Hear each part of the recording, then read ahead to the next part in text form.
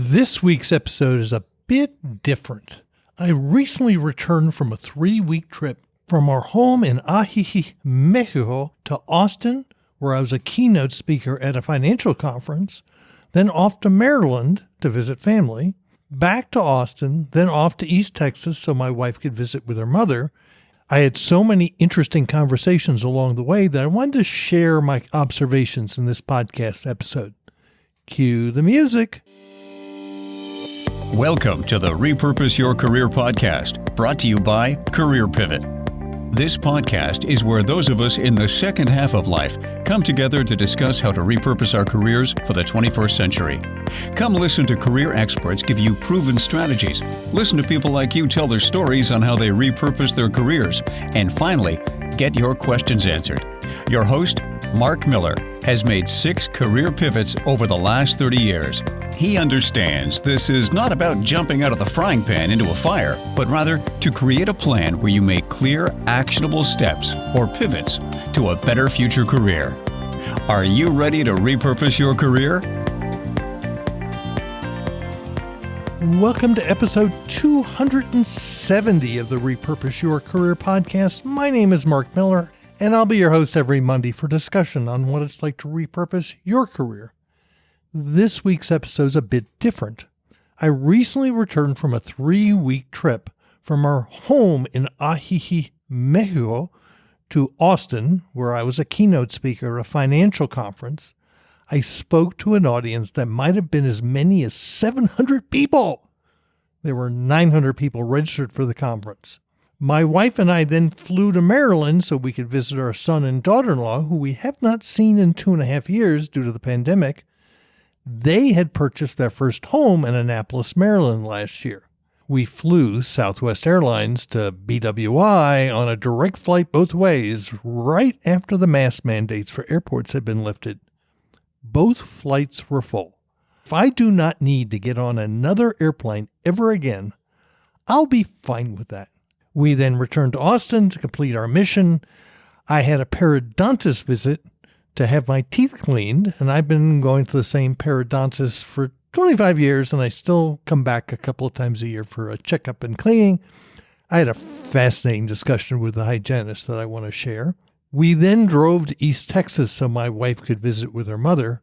Her father passed away a few months ago, and as you can imagine, her mother is still grieving. We then headed back to the Texas-Mexico border on our drive home. I had so many interesting conversations along the way that I want to share my observations in this podcast episode. However, before we get to the episode, let's have a word from our sponsor, Career Pivot. The Career Pivot membership community continues to help the members who are participating in this project grow and thrive.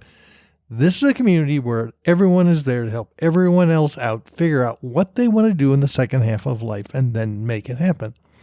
Let's hear what Debbie had to say about being part of the community. I think one of the things I enjoyed the most was having a group of professional people that you could speak really candidly with about your situation.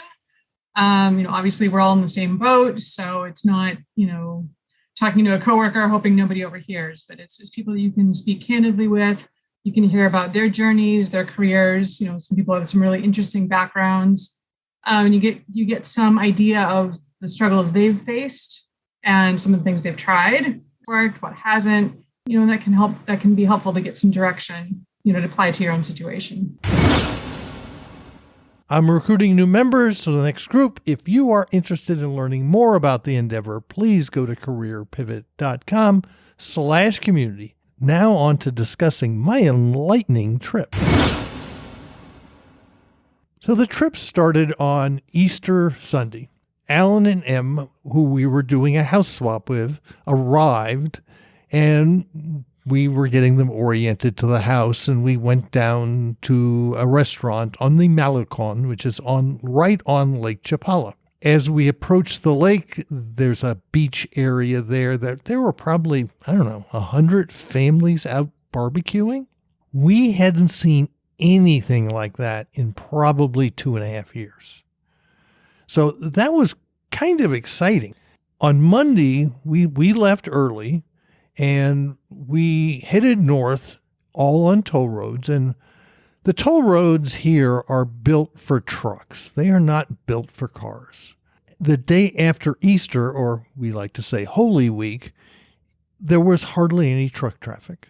And I believe this was largely due to the fact that it was the Monday after Easter weekend. But there were a fair amount of cars on the road, which is kind of unusual. Again, people were getting out. We drove north and we always stop in Matehuala. We stay at Las Palmas Midway Inn. It's a great 1950s motor hotel that's been refurbished. It's pet friendly, very popular with people going back and forth. And one of the first things I noticed was everyone was masked up. Now, like in the U.S., the masking requirements are done at a state level. And in Jalisco, when we got back, just as I record this on the 11th, the mask mandate has just been lifted. And so it was very interesting watching as we drove north. The entire country is pretty much open. We noticed that all the stores were open, restaurants were open, everything was back open, but everyone was masking up. In fact, one of the ways you can notice this is the preferred method of transportation for most young couples is a 250cc motorbike. And you can see the folks riding down the road on their motorbikes with both of them having masks chucked under their chin. And so when they went into some place, they could just simply pull it up. So that was quite interesting. We drove north on Tuesday to Monclova, which is Monclova, is the steel capital of Mexico. And we stopped there because it's about 2 to 3 hours south of the border. We like to cross the border early in the morning. And unlike last time we came through here in the fall, everything was open. But everyone was masking up. This is, all very interesting observing. We then drive on Wednesday morning north. We cross the border in around 11 o'clock, and the world changes. Number one, no one's wearing masks. Two, the speed limits in most of Mexico is either 80, 100, or 110 kilometers per hour, which is 50, 62, or 68 miles an hour. And by the way, the trucks don't speed. They're usually way too loaded. And suddenly we cross the border, we head up towards I-35 and up through San Antonio, everyone's going 75, 80 miles an hour.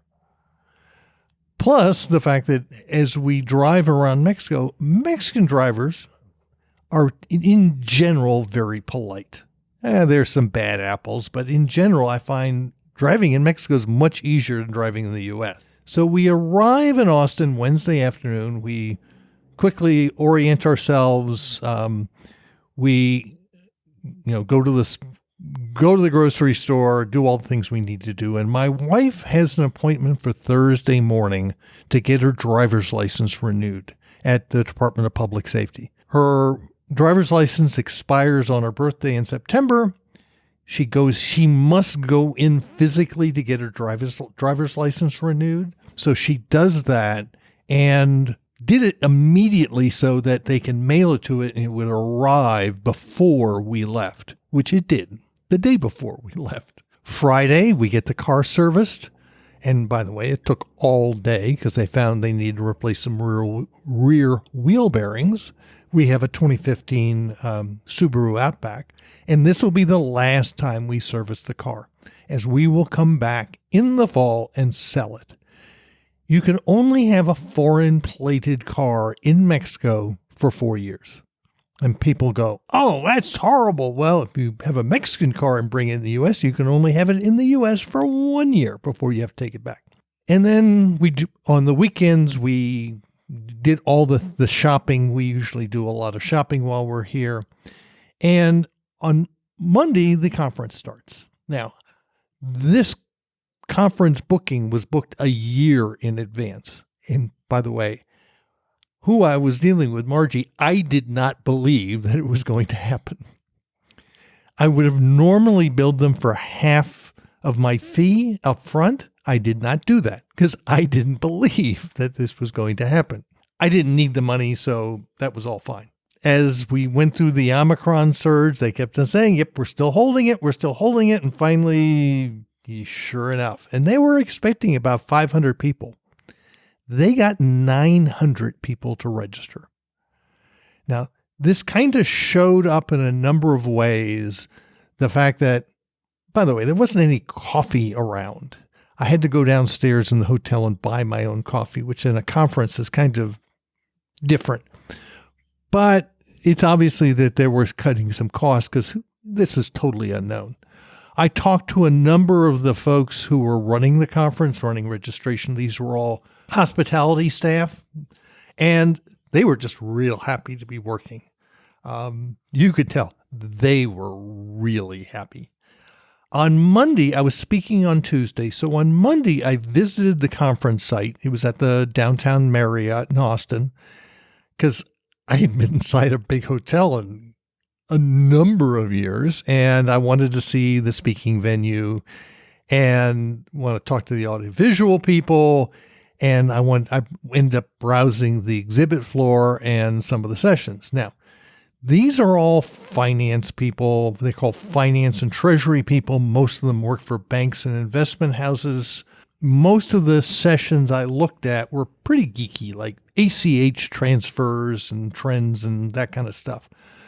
The exhibit floor, which there were probably 40 or 50 vendors, almost all of them were fintech, finance technology.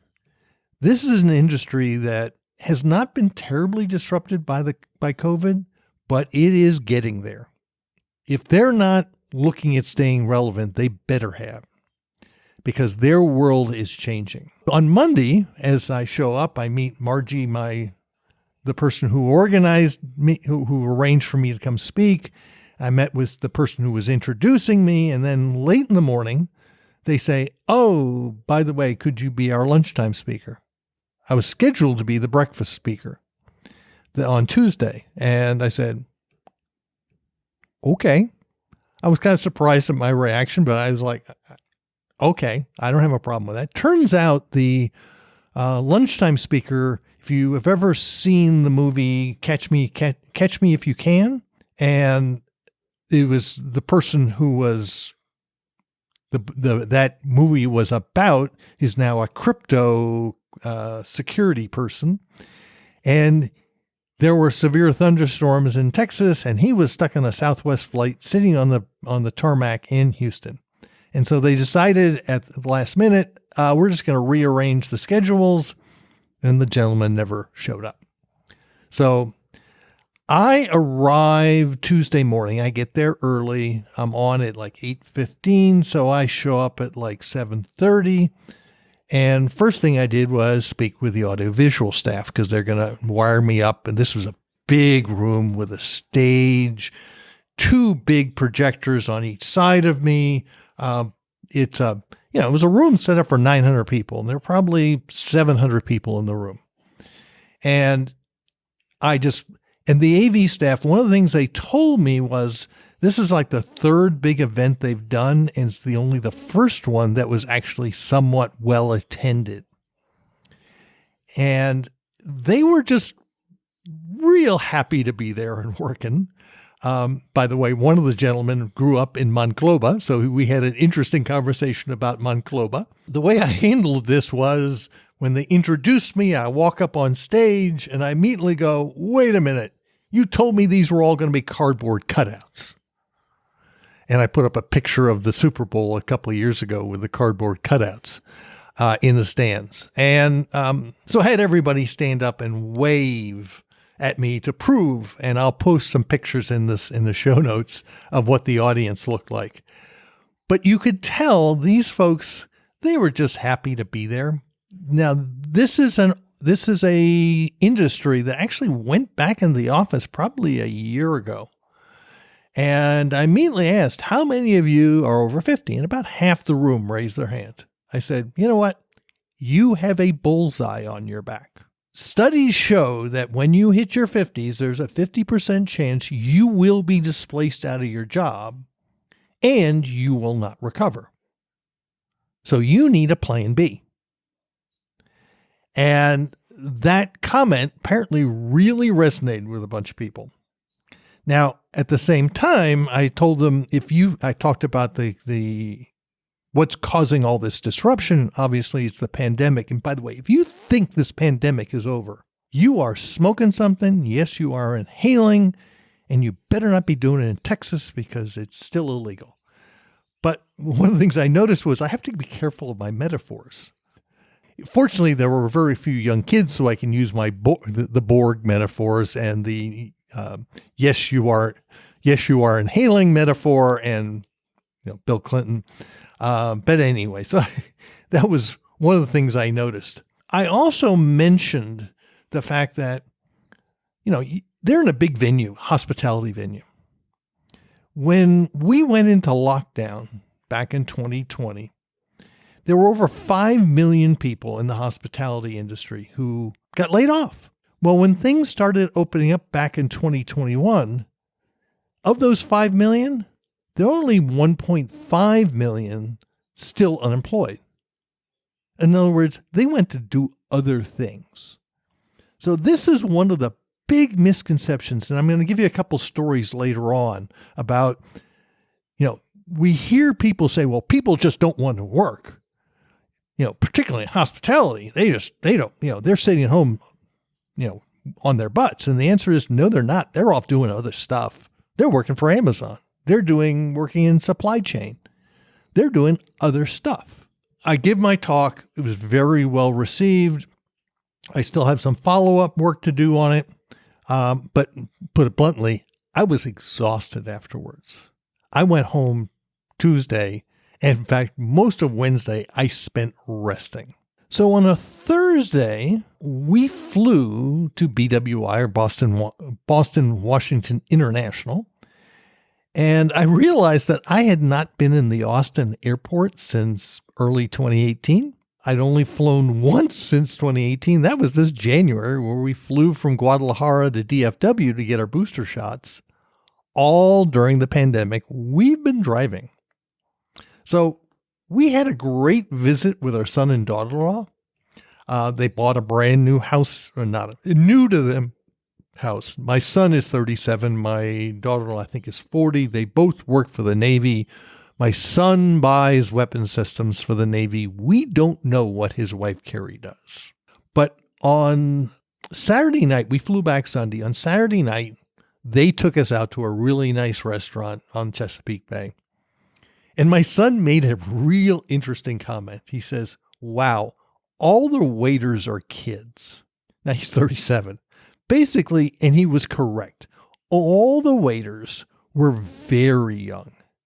This was a really nice restaurant, and the waiters were good. They were attentive, but they weren't polished. If you were going to a restaurant of this caliber, you would have expected a much older wait staff, a more experienced wait staff.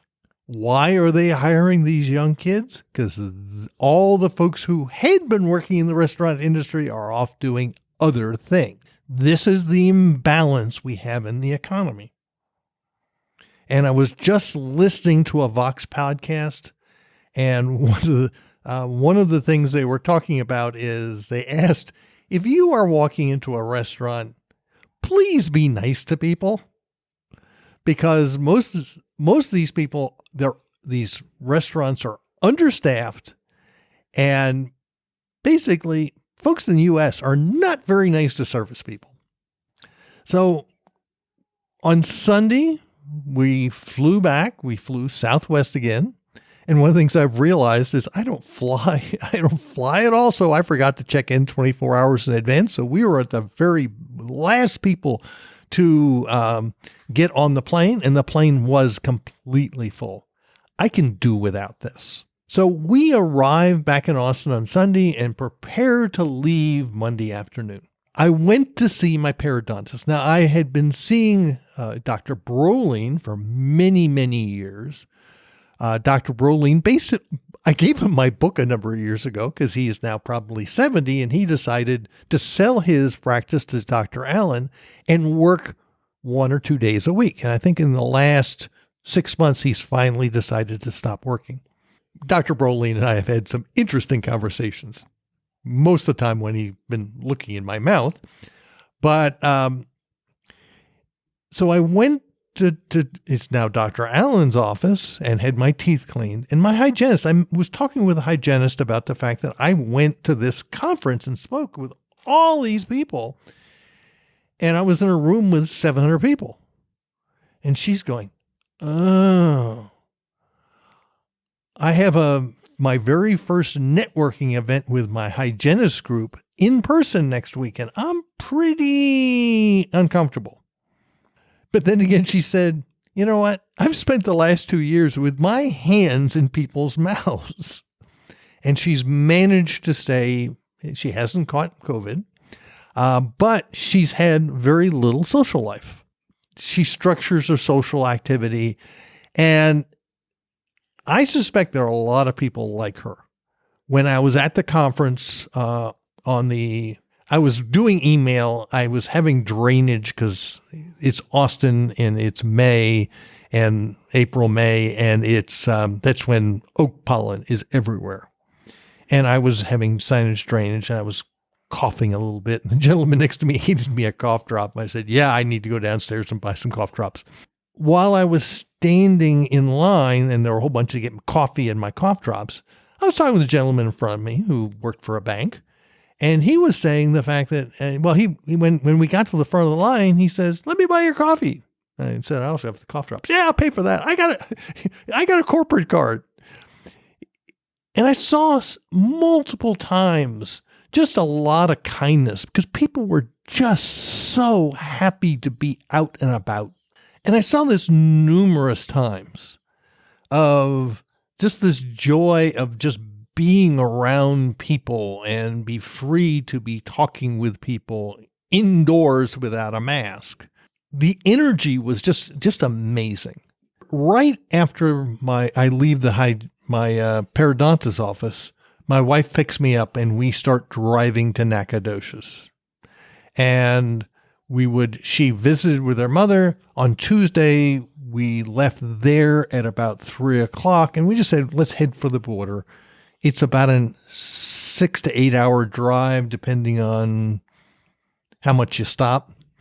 And so we end up stopping in Bastrop, Texas at a Days Inn. And Bastrop actually is just east of Austin. I've spent a good bit of time over the years in Bastrop. And the woman who was running the front desk, who operated this hotel, this motel, was an Indian woman of Indian descent. It was her husband, and I believe her parents ran the place. And we were talking, she says, I have a horrible time. I'm having a terrible time hiring people to work here. And she says, these people just don't want to work. And I said, no. They do want to work. They don't want to work cleaning rooms at low pay. They're off doing other stuff. And this is a big misconception that people have, is the fact that these folks who came out of hospitality don't want to work. No, they're off doing other stuff. And on top of that, we have really cut immigration, both legal and illegal immigration, believe it or not. And it's the legal immigration that's really hurting the hospitality industry. Next day, we drove to Eagle Pass, which is right on the border. We spent the night there. And on Friday morning, we are getting ready to drive. And, we are driving towards the border. And I realized I don't have a cobreboca. No tengo cobreboca, which is face covering. I don't have a mask. And I knew once I crossed the border, when we go into the immigration office, I'm going to need a cobreboca. So fortunately, my wife had an extra one. I realized if I didn't have one, I probably would need to buy one before we crossed the border. Once we cross the border, we get on Mexico Federal 57, which on the U.S. side is U.S. 57. And we drive back, and there was significantly more car and truck traffic on that road than we've seen ever before. Not a lot of truck traffic because the traffic between Piedras Negras, where we cross into Mexico, is not a big crossing point. The big crossing point is probably 10, 15, 20 miles to the east, which is the Columbia Solidarity Bridge, where the Texas governor pulled off the biggest foobar where he said, well, I'm going to inspect every truck because we have to protect, stop all this illegal immigration and, stop drugs, which he did. He stopped every truck. They found nothing and caused billions of dollars of backup in the supply chain. And if you had any idea the volume of truck traffic that goes across the Texas-Mexico border, it is mind-boggling. So to suddenly say we're going to put an extra inspection in is just wow. We drive to Matehuala. We stop there for the night. We drive home. And once again, this is on a Friday. There was plenty of truck traffic heading south. And we arrived back home on Friday afternoon, happy to be back.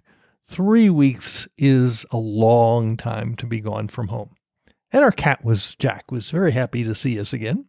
The contrast of each place we visited was just interesting in the fact that various people, we're coming out of this pandemic. The pandemic is not over. We got to get comfortable with what we got to do to stay healthy and get back to normal life.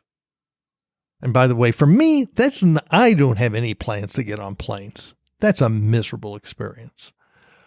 But with that, feel free to reach out to me at podcast@careerpivot.com and let me know if this kind of podcast is of interest. So with that, thank you very much. Take a moment, go to careerpivot.com and sign up for the weekly Career Pivot Insights newsletter, which comes out every Sunday. You'll get a weekly update on this podcast, white papers, and new blog posts. Yes, I'm finally getting ready to produce some new white papers. I'm working with Susan Leahy on producing at least 2, if not 3 new white papers. While there, do not forget to check out the Career Pivot community, which can be found at careerpivot.com/community. Feel free to connect with me on LinkedIn. Look for Career Pivot on Facebook and LinkedIn. You'll also find me on Twitter at Career Pivot. Thank you for listening all the way to the end of the Repurpose Your Career podcast. You will find all the show notes at careerpivot.com/episode-270. You can also subscribe to the podcast on Apple Podcasts, Stitcher, Google Podcasts, Podbeam, Overcast, Spotify, Pandora, Amazon Music, and lots of other places where podcasts can be found. In fact, this podcast can be found on the Repurpose Your Career podcast channel on YouTube. And please make sure to follow, subscribe. On Apple Podcasts, it's follow. On others, it's subscribe. Please take a moment to subscribe. Hope to see you next Monday for another episode of Repurpose Your Career podcast.